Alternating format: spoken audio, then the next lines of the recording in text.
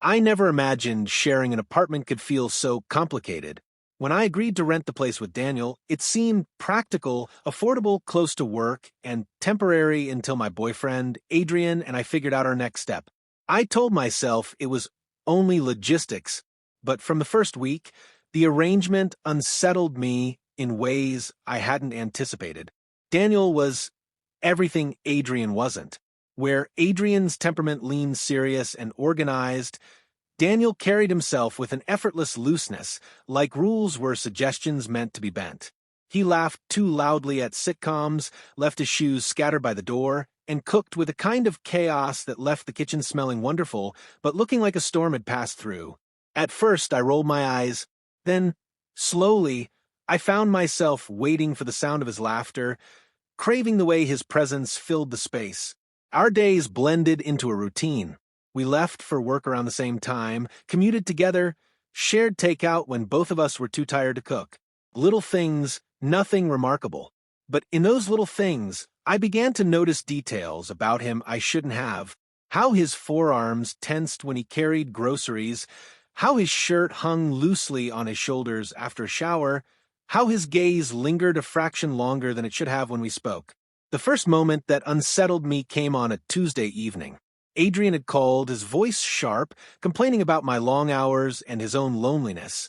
I felt drained when I hung up, carrying the weight of guilt I didn't know how to ease. Daniel was in the living room, sprawled across the couch, half watching a basketball game. He muted the TV as soon as he saw my face. "Rough call?" he asked. I nodded, sinking into the opposite cushion. He didn't press, but he nudged the bag of chips toward me. I took one, then another, grateful for the silence. When his hand brushed mine, reaching into the bag, I flinched, not because it was unwelcome, but because of how natural it felt. He didn't move his hand away immediately, and for a heartbeat too long, neither did I. That night, I lay awake, staring at the ceiling, Adrian's words replaying in my mind, colliding with the warmth of Daniel's hand. I told myself I was imagining things, that it was nothing. Still, when I closed my eyes, the thought of Daniel sitting beside me, his hand near mine, left me restless. The days that followed were subtle, but each moment built upon the last. Daniel leaned closer when we shared his laptop to watch a movie. He rested his arm along the back of the couch, close enough that I could feel the heat of his skin. When he cooked, he'd taste the sauce with a spoon and offer it to me, holding it a little too near my lips. I laughed it off each time, telling myself it was only his personality, playful and careless. Yet my pulse betrayed me, quickening at every small gesture. One evening, rain drummed against the windows while we sat at the kitchen table. Daniel had poured us each a glass of wine, the cheap kind from the corner store, but it felt intimate nonetheless. He told stories about his college days, half dramatic, half true, and I laughed harder than I had in weeks. At some point his laughter softened, and he studied me with an expression that made my stomach tighten. "You're different when you laugh like that," he said. I swallowed, unsure how to respond. "Different how?" "Lighter, like you're not carrying the world for once." His words struck deeper than I expected, exposing something I hadn't realized I wanted to be seen without the weight of expectations. I looked away, pretending to focus on the wine glass in my hand. But I felt his gaze linger, searching, almost daring me to look back. That night, lying in bed, I thought of Adrian again. His voice on the phone, distant, distracted. Our love still existed, I reminded myself, but it had grown careful, measured, almost fragile. With Daniel, everything felt unsteady, unpredictable, yet alive. The rain had stopped by then. But inside me, the storm refused to quiet. The following weekend unfolded with a quiet intensity one couldn't ignore. Adrian had canceled another visit, citing work, and though I told myself I understood, disappointment gnawed at me.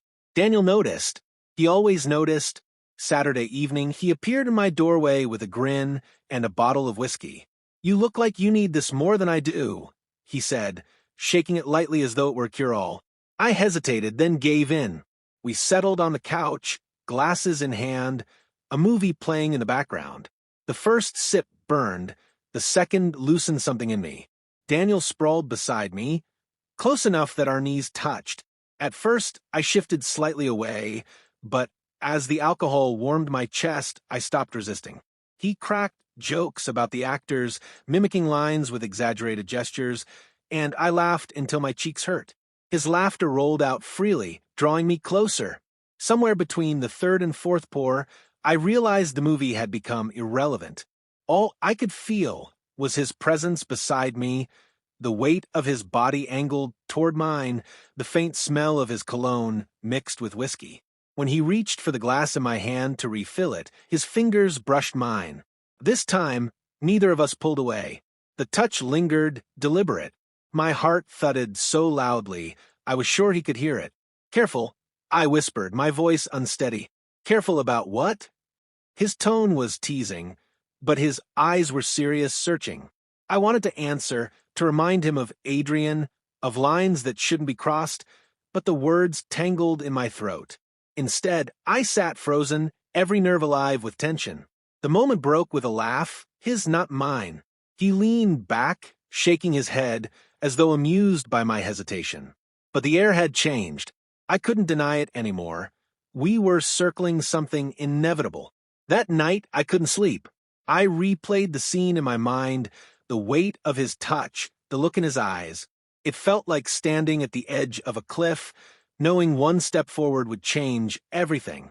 The next evening, the line blurred further. I had drifted off after a long day, only to wake disoriented, the glow of the television flickering in the dark. Daniel sat on the arm of the couch, watching me with a soft smile. "You talk in your sleep," he said quietly. Embarrassed, I sat up.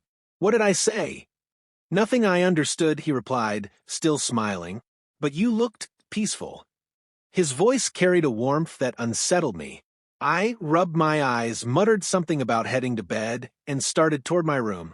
But before I reached the door, his hand closed gently around my wrist. "Stay a while," he said. The simplicity of it disarmed me. I turned, searching his face, and in the dim light, it was impossible to hide the truth. His gaze was steady, unflinching, as though he already knew the answer. I sat back down, heart pounding. He shifted closer, his shoulder brushing mine. Silence stretched between us, thick, expectant. When he finally leaned in, just enough that I could feel the whisper of his breath, my chest tightened. I didn't move away. The kiss didn't happen then, not fully. He pulled back at the last second, eyes flickering with something I couldn't name. Restraint? Fear? Or maybe just patience. "Good night," he murmured, rising from the couch. I watched him disappear into his room, every muscle in my body trembling. The near miss was more dangerous than the act itself. It left me wanting, left me knowing. 2 nights later, it finally happened. I woke from a dream, disoriented and damp with sweat. The apartment was dark, silent, except for the creak of my door.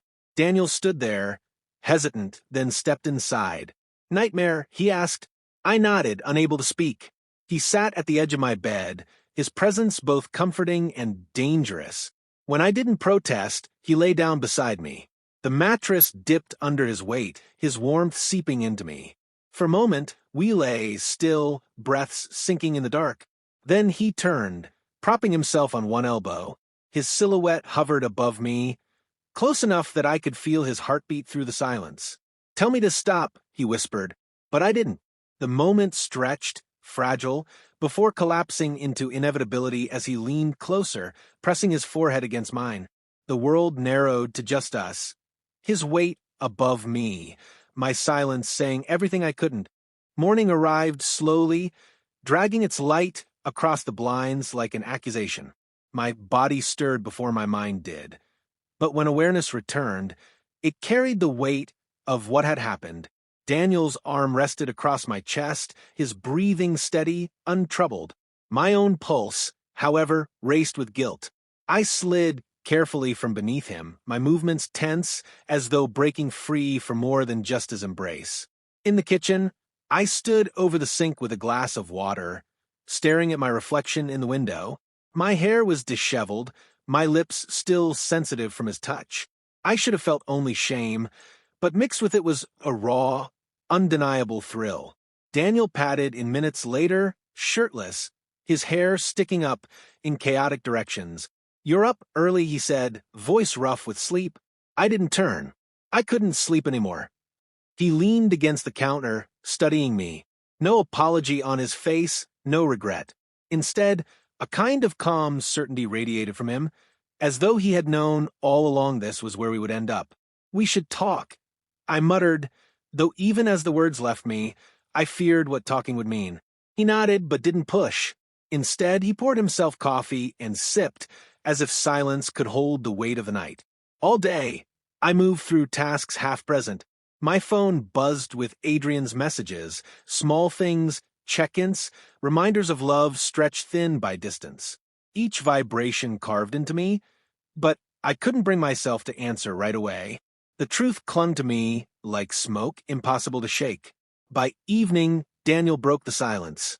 We sat at the kitchen table again, the same place where so many of these lines had blurred. He looked at me steadily. "I'm not sorry," he said. The words struck me like a blow, not cruel but devastating in their honesty. I searched his face, expecting arrogance, but found only sincerity. "You should be," I whispered, though the conviction in my voice faltered. "Maybe, but I'm not." He leaned forward slightly, elbows on the table. "I've wanted you for a long time. I don't regret letting you know it." My chest tightened. His directness stripped away the last of my denial. The truth was, I hadn't stopped him. I could pretend it had been his choice alone, but my silence, my surrender, had spoken louder than words. "I have Adrian," I reminded him, though the name felt fragile on my tongue. "I know," Daniel said, "and I'm not asking you to choose. Not now." His restraint unsettled me more than any demand could have. He wasn't pushing, wasn't cornering me, only laying the truth bare, leaving me to wrestle with it. That night, when I called Adrian, his voice was warm, affectionate, laced with plans for our future. I answered softly, trying to mirror his tone, but every phrase felt rehearsed. My eyes drifted toward Daniel's closed door, and guilt coiled tighter. Lying in bed after the call, I stared at the ceiling, the weight of two worlds pressing down. With Adrian, I had stability, history, promises built over years. With Daniel, I had something wild, immediate, dangerous, but alive. The days that followed carried a strange duality. Outwardly, Daniel and I behaved as though nothing had changed, sharing meals, watching shows, trading jokes. Yet beneath every glance, every casual touch, a current pulsed. The secret was alive, undeniable. One evening, as we passed each other in the hallway, our shoulders brushed. It was nothing, but it sent a shiver down my spine. I caught his eyes, and in them I saw not regret, but recognition. We had crossed a boundary that could never be remade. I tried to convince myself it had been a mistake, a single lapse, but the truth gnawed at me. A mistake didn't replay itself in my mind like a favorite song. A mistake didn't make me ache for more. One night, unable to resist, I whispered into the darkness of my room, "Why didn't I stop him?" The silence answered me, heavy, unyielding. Because I hadn't wanted to. The realization chilled me, yet it also lit something fierce inside me. I didn't know what tomorrow would bring, confession, denial, or another night tangled in his arms. But I knew the story I was telling myself had changed. The man I called my roommate was no longer just that, and the night I let him stay on top of me had rewritten everything I thought I understood about loyalty, love, and myself.